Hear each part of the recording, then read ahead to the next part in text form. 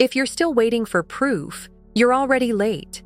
Affairs don't start in hotel rooms. They end there. They start in her messages. And when the wording shifts, the body already followed. Hey, it's psychology insight. If any line today hits a nerve, that's not paranoia, that's pattern. Hit subscribe, drop a yes in the comments if you've ever read a text that felt off. Now let's decode the 6 message types that quietly scream, it's already physical. 1. The timed blackouts. Let me ask you something. When did her silence stop feeling like she's just busy and start feeling like she's busy with someone else? At first, it looks harmless. A couple of hours without replies, then a sweet excuse. Sorry, my phone died. Or crazy day, back-to-back meetings. But the thing with patterns is, they don't lie. Random silence is normal. But scheduled silence? That's different. That's not her being busy. That's her managing risk. When a woman is physically involved with another man, your texts are no longer comfort. They're a threat. Imagine she's in his arms, and your name lights up her screen. That kills the mood. It reminds her of the life she's trying to hide. So what does she do? She creates digital dead zones. Times of the day when she literally disappears, phone silenced or left behind. The excuse comes later, but the blackout itself is the signal. I once coached a man named Raj. Every Wednesday between 2 and 5 p.m., his wife vanished. No messages, no receipts, nothing. But at 5:15, he'd get a warm apology, detailed enough to almost sound rehearsed. So sorry, babe. Gym class ran late, then I got stuck in traffic. It happened so often, it stopped being coincidence. And guess what? Those hours weren't about fitness. They were her reserved hours with someone else. Here's the psychology. When someone builds a secret life, they build time pockets. Affairs aren't random. They're structured. They need schedules. And if you start noticing her blackouts land the same way, same times, same days, don't fool yourself. That's not chaos. That's choreography. Your job is not to confront her with anger. That only puts her on defense. Your job is to observe, take notes, track the gaps. Don't let a cute excuse blind you to the rhythm. Because if silence repeats on a loop, it's not silence anymore. It's evidence. 2. The Fridge-Cold Replies. There's a moment every man remembers. You send her a funny meme, expecting the usual playful comeback, but what you get is a flat lol. You ask how her day is going, and she replies, fine, short, cold, sterile. And deep down, your gut whispers, this isn't the same woman who used to light up just to text me. That's because emotions are like fuel, and fuel is limited. When she's pouring her energy, warmth, and desire into another man, she doesn't have leftovers for you. You don't feel the betrayal in what she writes. You feel it in what she doesn't. No more inside jokes. No more flirty hints. No miss you messages while she's at work. Her texts start sounding like memos between coworkers. Transactions. Logistics. Let me tell you about Tom. He was married 30 years. His wife used to text things like, thinking of you while stuck in this boring meeting. Can't wait to jump you tonight. Then slowly, it shifted. Her replies shrank. The emojis disappeared. The tone turned stiff. He told me reading her texts felt like talking to an assistant, not a wife. And when he finally faced the truth, it wasn't because she screamed it. It was because her words had gone quiet. Psychology explains it simply. When someone is emotionally and physically checked out, fake affection feels wrong to them. It feels like lying. So instead of pretending, they just go flat. They think they're avoiding guilt, but what they're really doing is leaving a trail of coldness. If you're smart, you won't try to melt that frost with roses or long essays. Don't beg for emojis. Don't fight the cold with more heat. Just notice it. Let the tone speak. Because once a woman stops texting like she's in love, the love itself is already somewhere else. 3. The Deflection Defense. Here's where it gets twisted. You send a harmless question. "How was dinner with Sarah?" And instead of a normal answer, you get fire back. "Why? Don't you trust me? Why are you always checking up on me?" Suddenly, you're the bad guy. Suddenly, you're on trial for asking the same question you've asked 100 times before. This shift doesn't come from stress. It doesn't come from her being tired. It comes from guilt.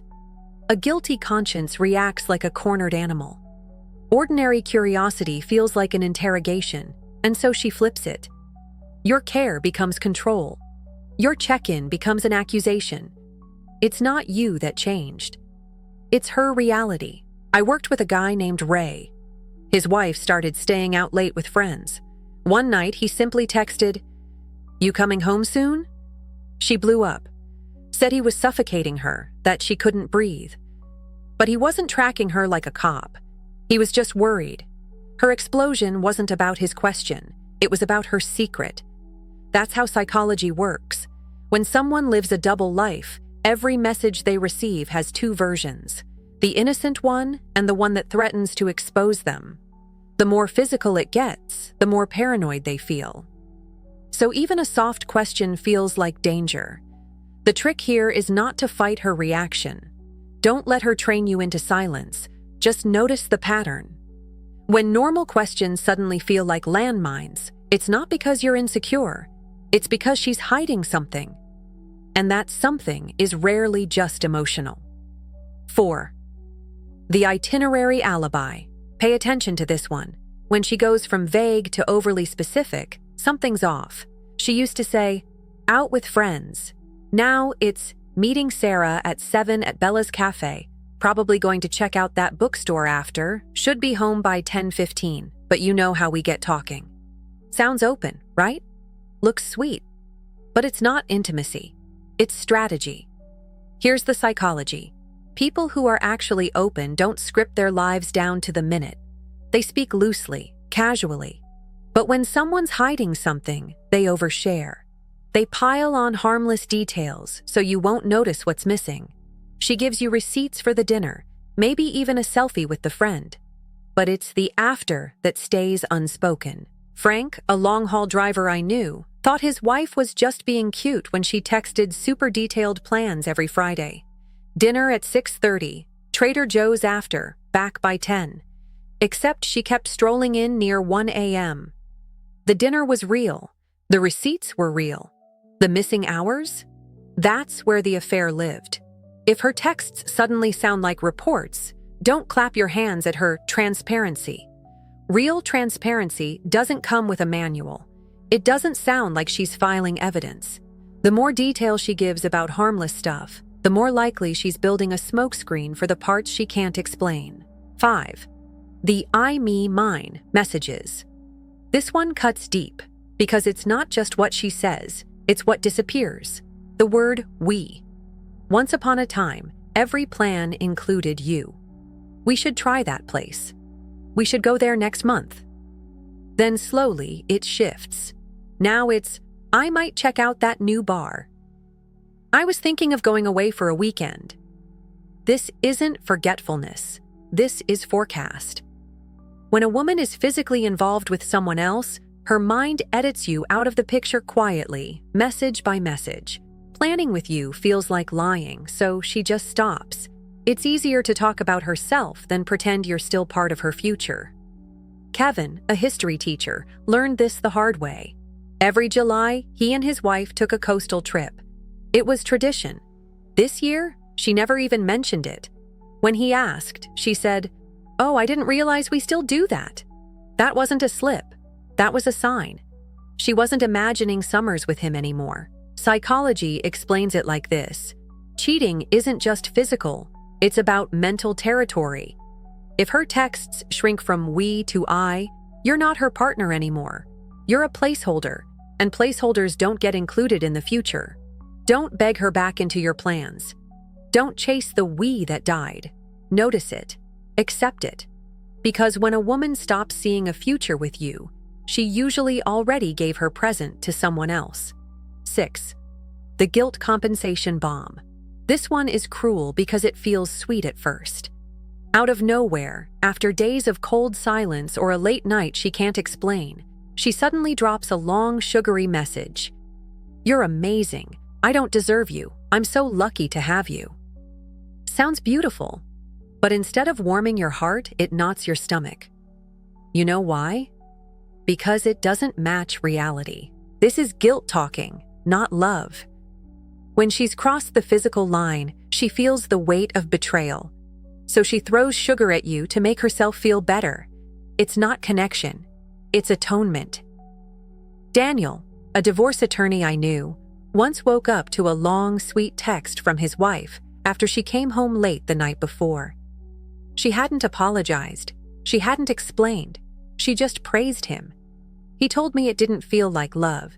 It felt like she was writing a letter to God, trying to prove she was still good. Here's the thing. Real affection builds on shared moments. It comes with timing and rhythm. Guilt compensation is random. It shows up after silence, after lies, after nights that don't add up. And it's not really meant for you. It's her way of patching her own conscience. The mistake most men make is clinging to these crumbs. They read the words and ignore the cold reality. Don't do that. Don't confuse her guilt with her commitment. Sweet words don't cancel out silent nights. The question you need to ask is simple. Does this message connect to something real we shared, or did it drop out of nowhere? If it's the second, stop fooling yourself. That's not love. That's cover. Here's the part most men don't want to hear. You don't actually need more proof. If you've seen even 2 or 3 of these message shifts happening over and over, that's already the truth staring you in the face. Affairs don't send invitations. They leave fingerprints. And her texts? That's the evidence she doesn't even realize she's giving you. But here's the trap. Most men stay stuck in detective mode, rereading conversations, counting hours, obsessing over screenshots, waiting for the one moment they can point and say, "Got you." They think catching her in the act will bring clarity. But the real clarity is already here. And if you're waiting on her to confess, you're not seeking truth. You're stalling on acceptance. Psychology shows us that denial is a form of self-protection. We don't want to believe someone we love could betray us, so we keep hunting for absolute evidence. But denial doesn't save you. It drags you. Every time you excuse the blackouts, every time you laugh off the cold replies, every time you accept sugar messages after silence, you're teaching her one thing, that you'll swallow the story no matter how bitter it tastes. I want you to stop right here and ask yourself something. When was the last time you felt genuinely desired in her words? Not tolerated, not managed, desired. If you can't remember, then the relationship is already living on fumes. And the worst thing you can do is keep pumping energy into something that's been quietly over for a while. This is where boundaries come in. Not screaming, not begging, not throwing the phone in her face. Boundaries. The quiet, unshakable decision to stop accepting less than honesty. If her energy is cold, stop chasing heat. If her words are defensive, stop explaining yourself. If her "I love yous" feel like they came out of nowhere, don't clutch them like lifelines. They're not. They're cover. The truth is, you don't catch someone back into love. You don't proof your way into loyalty. And you don't talk someone out of a double life they've already chosen. You reclaim yourself by refusing to play along. You decide, if she wants to be absent, then I'll be present. For myself. That's not revenge. That's alignment. That's dignity. And I'll tell you what hurts more than being cheated on. It's realizing you stayed loyal to someone who had already left you months ago. That you kept waiting for her to show you the love she'd already taken somewhere else. Don't do that to yourself. Don't be the last one to leave a dead room. So if this hit close to home, I'm not going to tell you to comment her name. I'm going to tell you to comment 2 words. I choose clarity. Because clarity is what frees you. Proof keeps you locked. Clarity opens the door. And remember this, the woman who is still invested doesn't text like a stranger. She doesn't vanish on schedule. She doesn't feed you sugar after silence. If you're seeing these 6 signs, you already know the truth. The question is, what are you going to do with it?